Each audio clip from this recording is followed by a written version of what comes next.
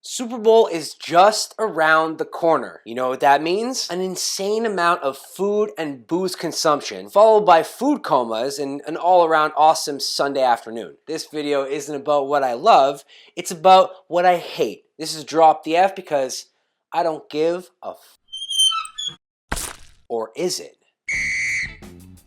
Look, I have nothing against babies. I used to be one. There are right and wrong parties to bring them to. Super Bowl parties? Those are full of booze consumption and an obscene amount of vulgarities. Clearly not a place for a baby. Now I understand if you're throwing the party and you invited your friend and the only way to get them there is if they bring their baby. The issue is that people, me, are trying to watch the game. And your kid is cute when they're spitting up their food on you and making weird funny sounds. But when they're shrieking at a Mariah Carey octave, we have a problem. It's hard to pay attention to the game, let alone my own thoughts. This piercing sound going through my brain.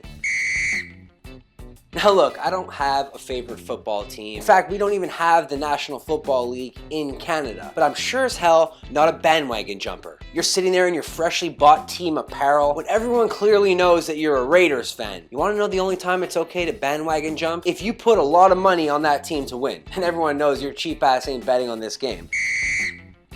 Super healthy food and Super Bowl do not go together. Don't come to this Super Bowl party with veggie dip and kale chips. I'm here to be as fat as possible and beat my beer drinking record from last year. Your avocado coulis and quinoa filled veggie burgers are good for the garbage. It's the Super Bowl. That means fried food, saturated fat, and enough grease so that I could supply a massage center with enough oil for an entire year. If you're going to attempt to be the healthy one at a Super Bowl party, at least bring desserts. Because by the time I'm ready for dessert, I'll already have eaten enough food to put me in a coma till next Super Bowl. I'm gonna miss your healthy desserts.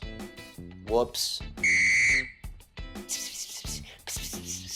Fucking secrets and shit. I get that the Super Bowl is a social event. That's cool. I go also to hang out with my friends in good company, catch up between repeat of commercials, but you know, otherwise actually watch the game. But if you're gonna be the one to talk louder than the TV volume, or insist on pausing the TV to tell your very underwhelming story about how you accidentally stole bowling shoes, just do us all a favor and don't show up.